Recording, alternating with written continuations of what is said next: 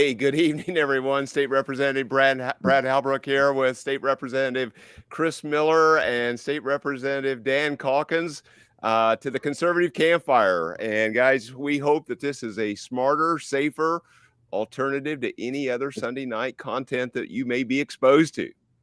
So with that, Chris, welcome everybody.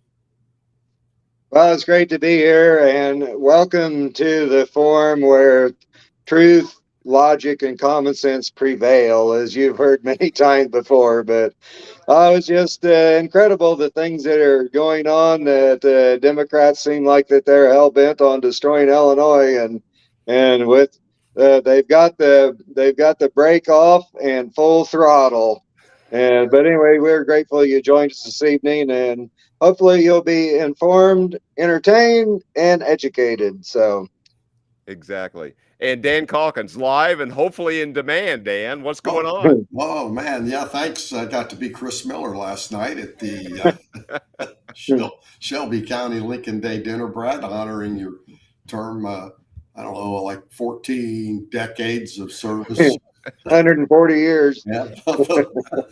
Yeah. Well, when Abe moved on to DC, Brad took over. And Well, it was a great event last night. Chris, I presented the certificate that you had drawn up for Brad. It was very well received, and Mary was there, and she presented a certificate from the U.S. Congress. Yeah. Which is something that you ought to frame, Brad. That was very, very nice. Yeah. It's good to see your mom again.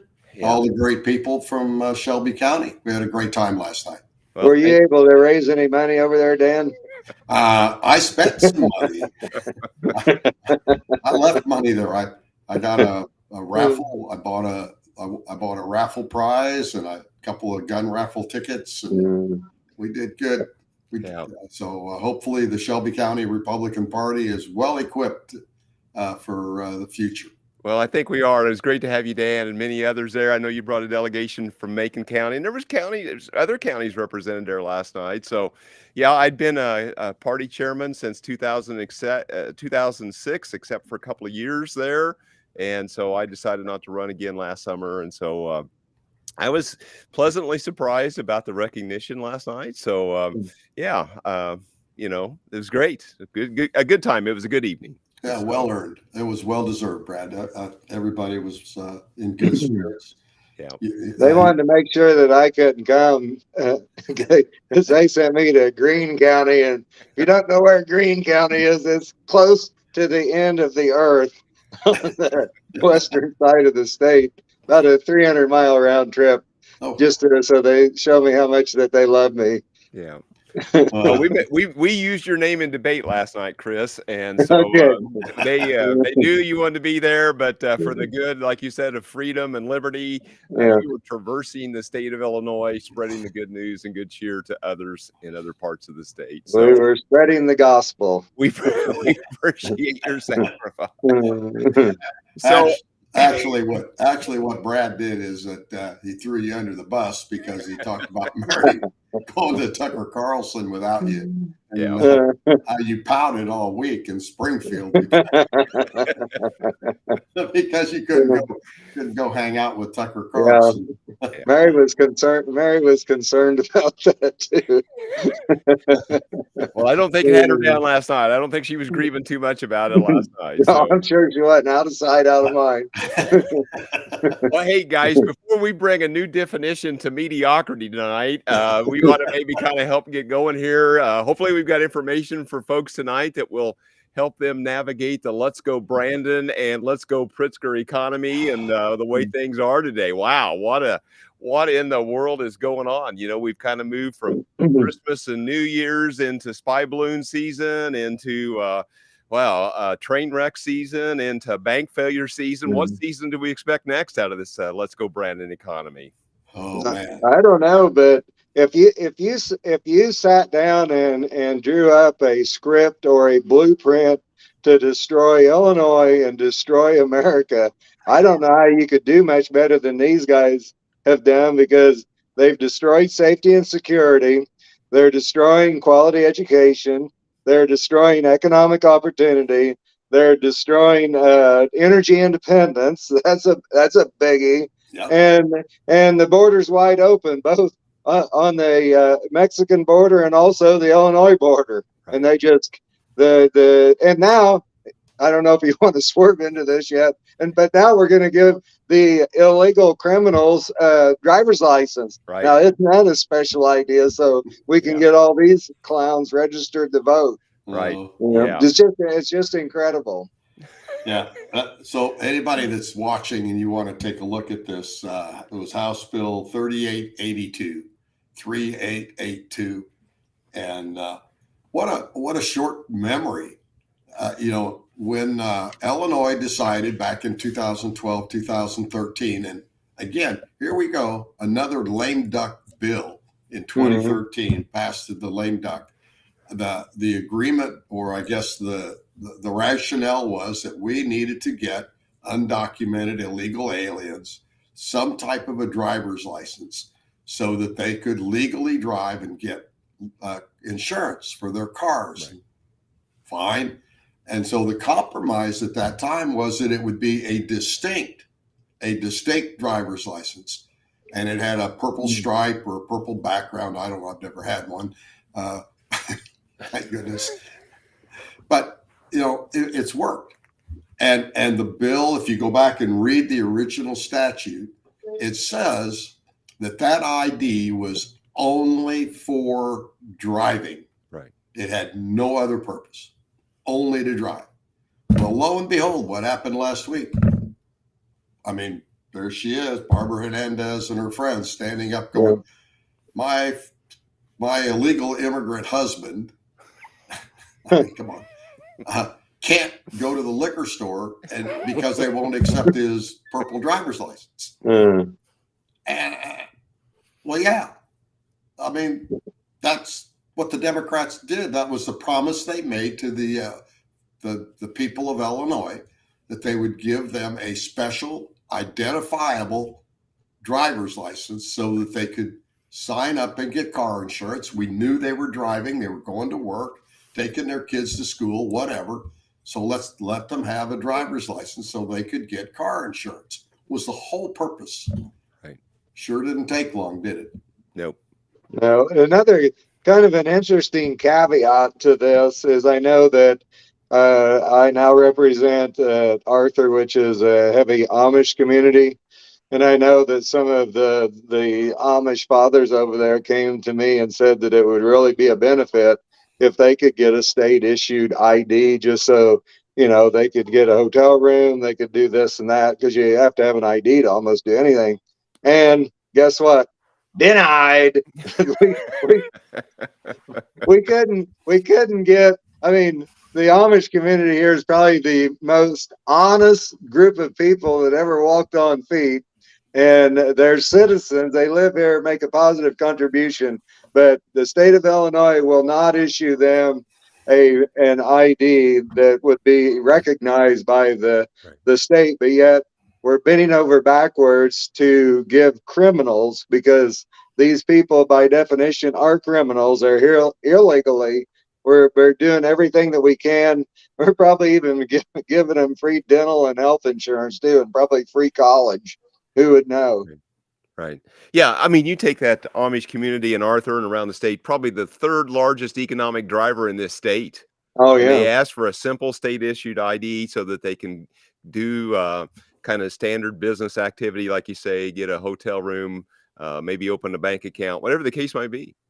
Yeah. There's just, no.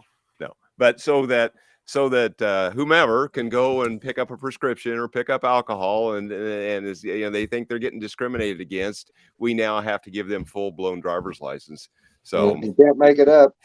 Yeah, well, the good news is passed 72-37, and it's on its way to the Senate. So we'll see how our esteemed senators deal with that one. So yeah. Now, I think part of the problem is that we weren't properly prepared to debate that bill. Right. And I think had we had a little bit more knowledge, and none of us None of us were here, I don't think. Brad, you weren't there, were you? I remember the debate. I was here. I'm fast becoming a career politician, they would say, after a short 9 years with a break of 2 in the middle of that. But yeah, so I was there. I remember that, and that was the reasoning, is to make sure these drivers could get insurance so they could drive safely on the streets and roads of Illinois. Yeah. Well, I hope our efforts are now put into helping our friends in the Senate be prepared to discuss this bill when it comes over there, and maybe it'll die there. Maybe instead of fix it in the Senate, let's kill it in the Senate. Yeah. Well, here's another fun bill they'll have some fun with. This is going to require all public restrooms, Chris, all of them, be stocked with menstrual products, except churches. Really? Well, I think that one of the things that we should do next week when we get back is that to offer to have bathroom tours over, on our side, and maybe that the ladies over there would repay the favor. I think wasn't it Carol Ammons that was over there with us the other day, and we offered to let her take a tour. Yeah, I was going to give her a tour. She wasn't interested. I was going to give her a tour of the bathroom there behind us, and because it's perfectly set up to be a multi-gender restroom, because the stalls are kind of down and the urinals are behind the walls mostly, but not entirely. She wanted no part of it. So I presume that Representative Carol Ammons from Champaign-Urbana will not be voting for this bill. But that's not the problem.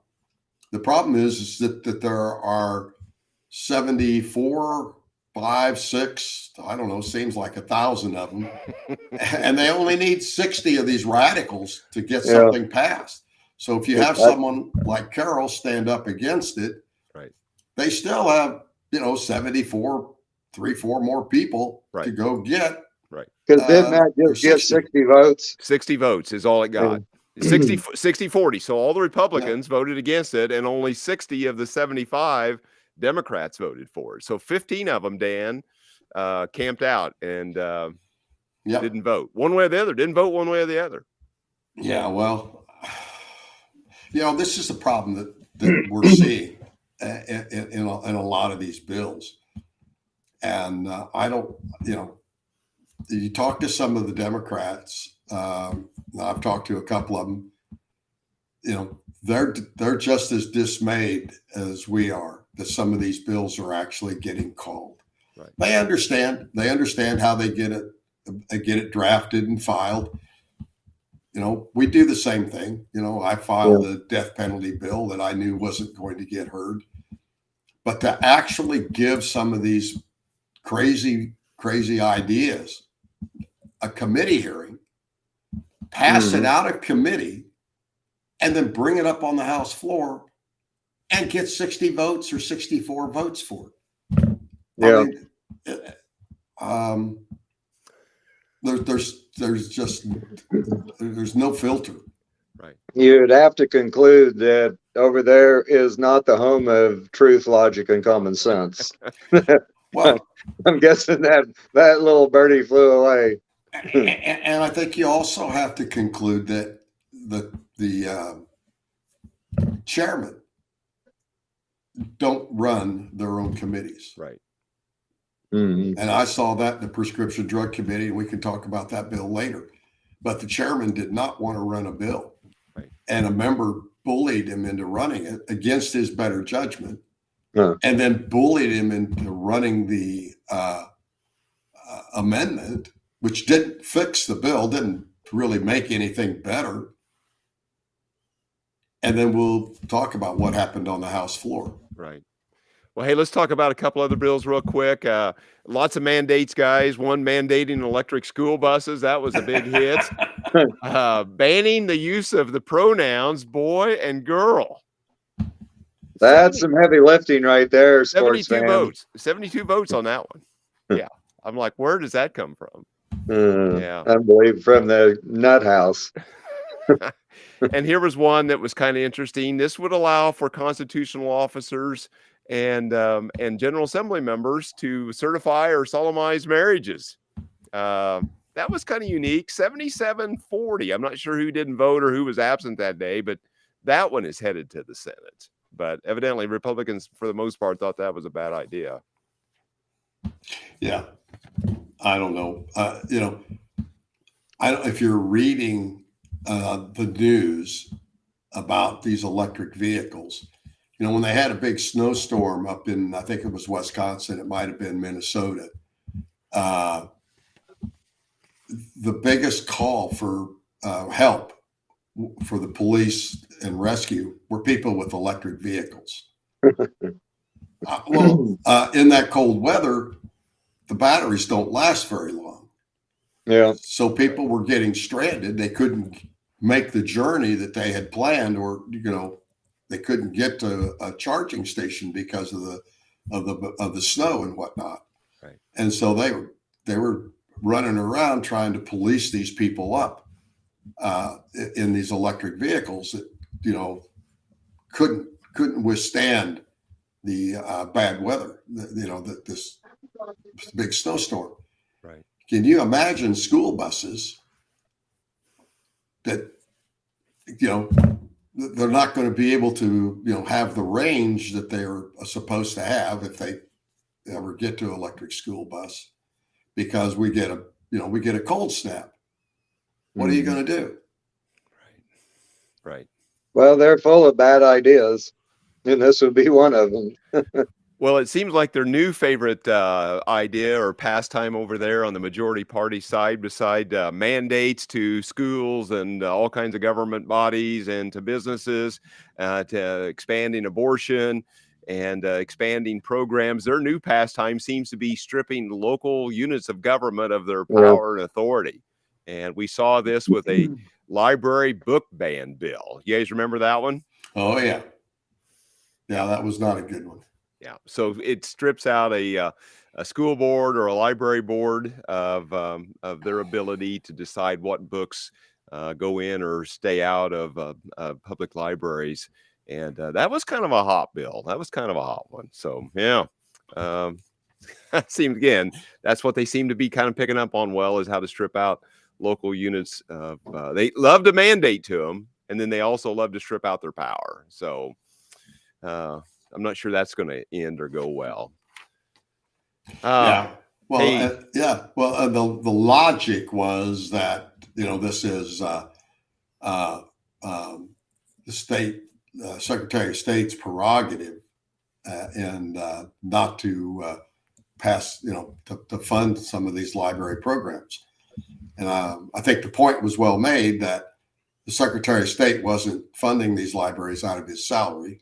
It wasn't taking it out of his personal fortune. This was federal taxpayer money that was allocated to the states to help support libraries, and that these decisions are best made at the local level, as most decisions are.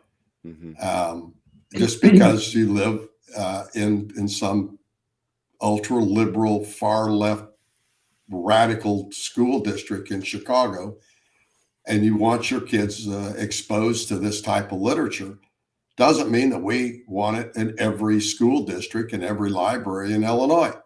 I mean, it doesn't, it doesn't pass the test. And we can see how well the Chicago public school libraries are doing and helping their kids learn to read and write. I guess if that's your role model, and it seems to be, that's the problem. It seems to be that that's the model that these radical Democrats want. They want everybody to emulate the Chicago school district, and so that we're all as uneducated and ill-prepared as they are. Yeah.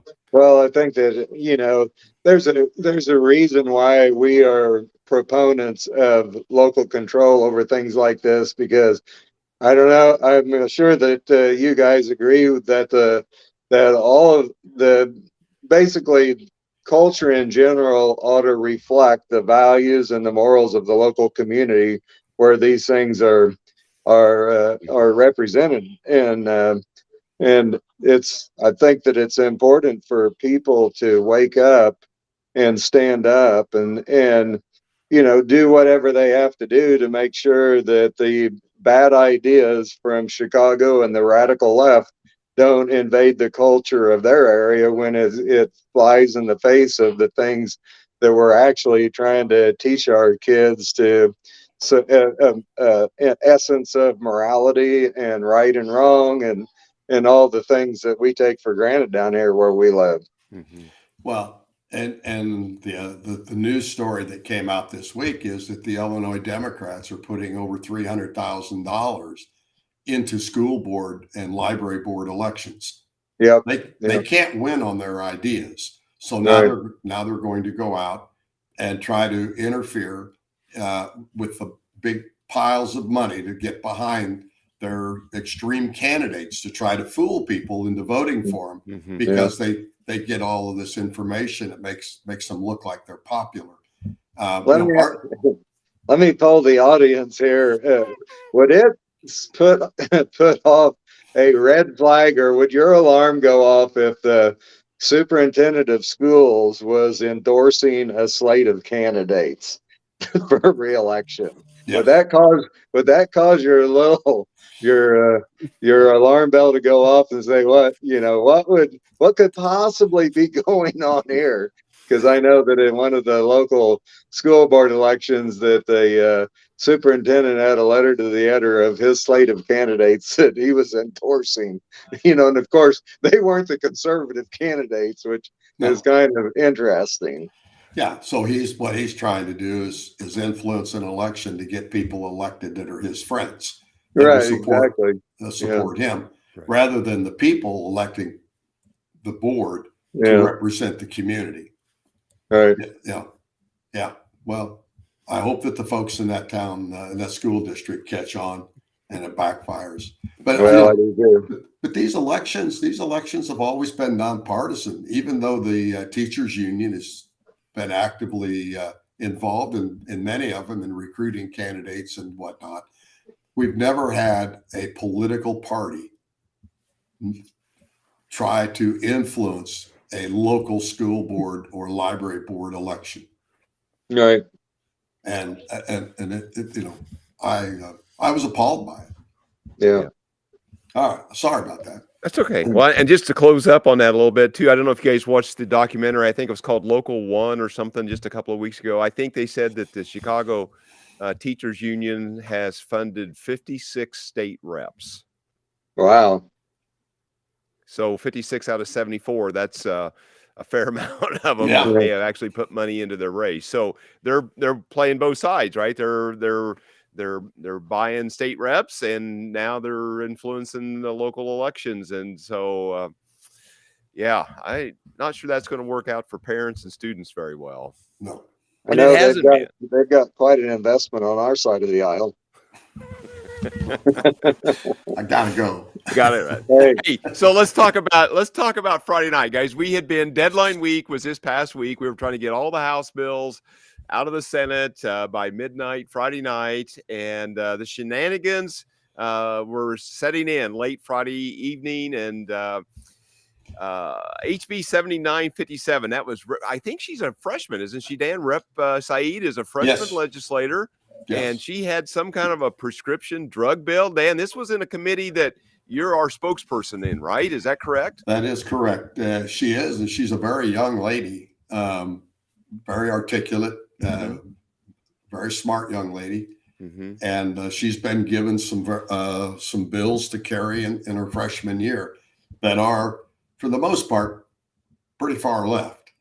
But this particular bill came to our prescription drug committee.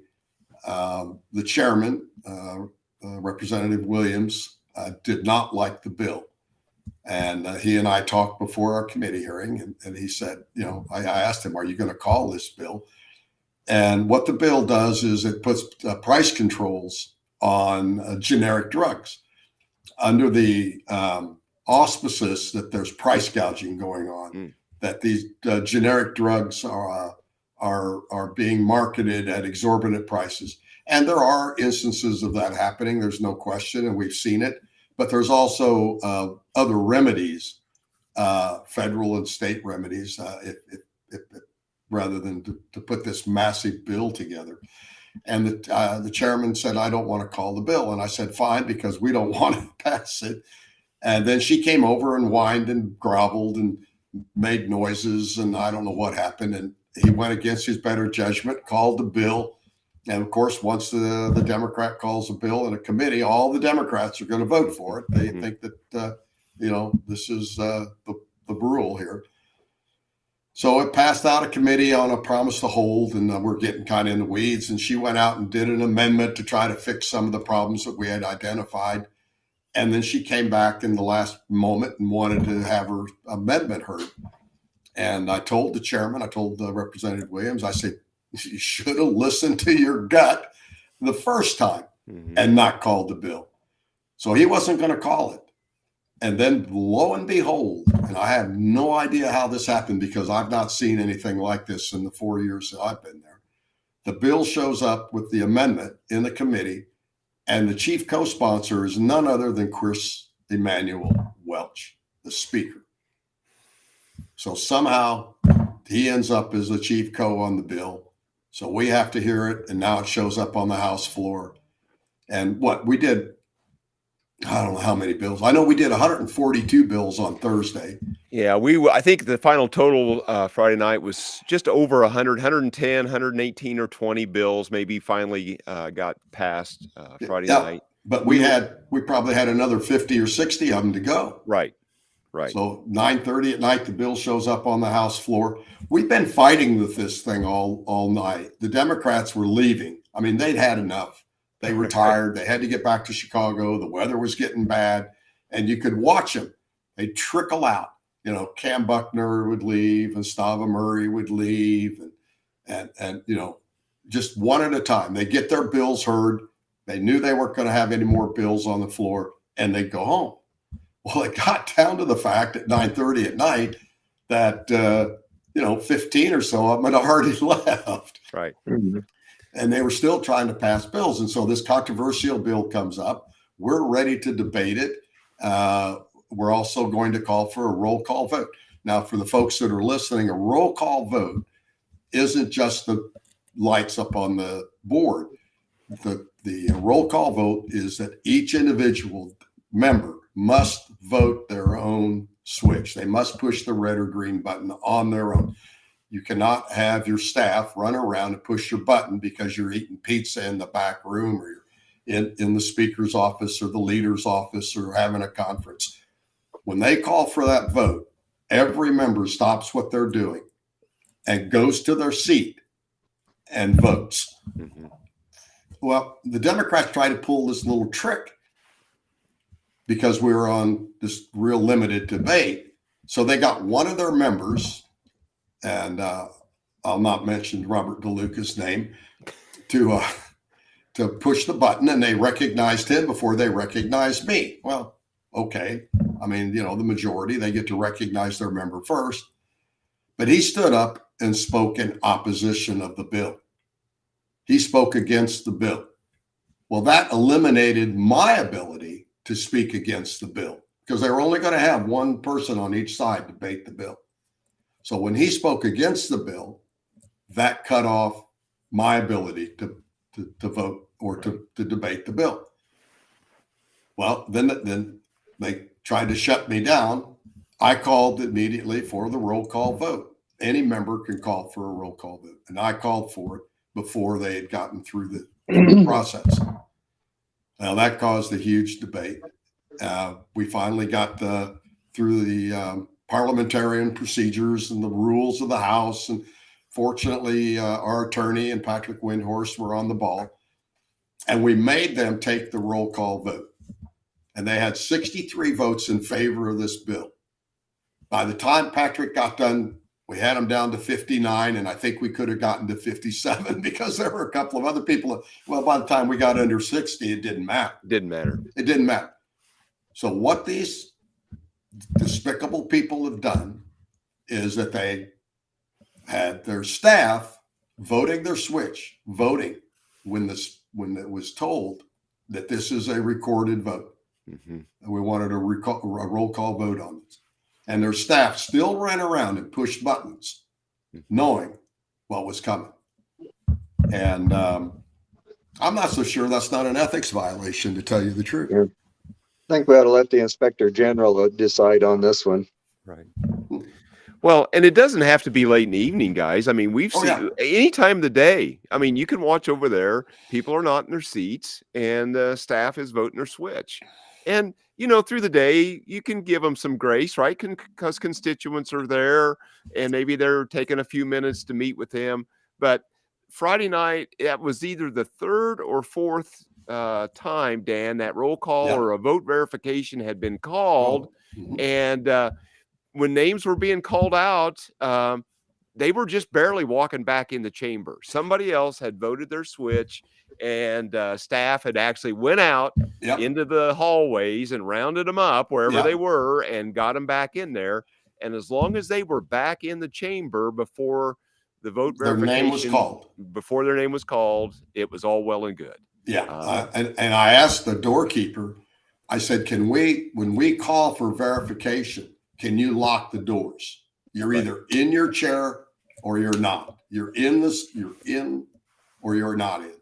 And Wayne said, no, he can't lock the doors under those circumstances, because we watched Will Gazzardi come in with his coat on and waving and smiling. They drug him out of the parking lot. I'm sure they did. I mean, he was on his way home. Right. They had a couple other people pop in at the last minute because they. Yeah, I didn't know why they let them get away with that, because the speaker that was in the well before we voted said every member has to be in their seat and every member has to vote their own switch. Right. And so I don't know why they tolerated even that much of them walking in there, because they weren't in their seat. They didn't vote their switch. And I'm not sure why that counted, just because they showed up on the House floor after the fact. Right. Well, I think that's something we need to take up. Yeah. But that's the underhanded stuff that we go through. Right. Yeah. And it's not necessary. They have enough people. Right. But their own members don't think enough of the process. Mm-hmm. They don't honor their commitment. And so they try to cheat the system. And they got caught Friday night. Yep. Big time. Yep. Well, it's making a mockery of the system. It's not good. This is not good government. And hopefully investigations are going to take place and sort this all out, because, guys, there's videotape on all this. I mean, it's every minute of this floor action is on videotape. It's live streamed out to 2 different platforms. So it's not like it's a secret. It's there to be seen. So this isn't going to take much. No. Yeah. Hey, let's touch on this thing here real quick before. This is breaking news out of Cook County. I think you guys have read this report. I was just stunned when I read this late Friday afternoon. And, we've been very, I guess, maybe rough on the governor because of the way he's handled every agency, the way he's handled these budgets over the last 4 years, the way he's handled the virus. But this deals with DCFS, Department of Children and Family Services. The story reads, a 16-year-old girl was a sex trafficking victim. And we learned today that DCFS placed her with the care of a 3-time convicted felon who was accused of forcing her into prostitution. This guy was a licensed foster parent. Right. With 3 felonies. 3 felonies. Yeah. And DCFS was putting 16-year-old girls in his care and paying him to care for her. To care for her. We'll, I spent the last about 3 years now on a working group, with a DCFS working group at the House and the Senate. And it's bipartisan. There's 3 House members of Republicans and Democrats, and 3 senators, Republicans and Democrats. So there's not like we're normally see in a committee. This is a bicameral, bipartisan, truly bipartisan group. And we worked hard over the last 3 years to try to figure out what to do about DCFS. And I, for the life of me, I don't know. Right. They spend their time, and I can give you. There's a family in Springfield that they're harassing because their young baby had a tongue bleed, and they've had the baby to the doctor. They've taken the baby away from the mom. She's breastfeeding. They took the baby away from the mom because somebody thought the baby had been abused. Mm. The pediatrician has written 2 letters and willing to testify that there's no abuse in this baby. DCFS doesn't want to believe it, and they've taken the baby away, and they're making the baby go to Peoria for tests and x-rays and God knows what, and spending how much money on this. This is just one case that this poor family is going through. And then you turn around and you find out these other problems. I don't know what the answer is. $1 billion, over $1 billion in this agency. Right. And folks, if you know somebody that's caught up in this DCFS web, reach out to your state rep, bring it to their attention. Mm-hmm. And you know what? If you don't get the attention, you don't get the help that family needs, find one of us. We're not afraid. Yep. We're not afraid to stand up to DCFS. Yep. And it's a mess. And the more we push and the more we find, I truly don't know the answer. Some people say to totally break that monster up and put the responsibility back on every county. That's probably not a bad idea other than the funding. I don't know how you then make the General Assembly fund each county the way it should be funded. Then you get into partisan politics, and Macon County doesn't get properly funded, but Champaign County does. I don't know, but there's got to be some reform. Well, guys, this isn't the first time DCFS has been in the headlines. No. And this is all at the governor's feet. He manages all these agencies or puts the directors in these agencies to manage. And so leadership starts at the top. Dan, you're right. I mean, the General Assembly appropriates the money and the funding for these agencies. However, they've got to have a change in policy and got to have it fast. And I don't know how they pull all this stuff out of the ditch and make it work, but they got to come up with something. They're the ones in charge. They've got super majorities in both chambers. They've got all the constitutional offices. That's what they wanted. It's time for them to govern and to lead on these issues. And when you have situations like this, it's just appalling. Yep. It is. All right. Hey, guys, maybe we better put a wrap on that. Thank you all for tuning in tonight and being a part of this. And hopefully Tuesday night, we'll be back with part 2 of our legislative agenda and give you kind of an update from there. And of course, as things break, and we did go live Friday night, guys, after this shenanigans that happened on the House floor there. We went live about 10:30, so you can go back and catch those on YouTube and on the Illinois Freedom Caucus's Facebook site. Guys, any closing thoughts before we bug out of here? Well, just a real quick thank you, Brad, for doing this. And I know everybody missed us Tuesday night, but not only were we in session until about 8 o'clock, but Brad had we had committee hearings and such until about 9:30 or 10. Right. And it's just not possible that when we're caught up in that kind of a time frame. Right. But we'll do our best to get back to everybody Tuesday night. Yep. We go back in session noon on Tuesday, and let's see what happens. Right. Thanks for doing it, and good to see everybody. Yep. We'll Excellent. talk to you Tuesday night. Thanks. Good night. Good night.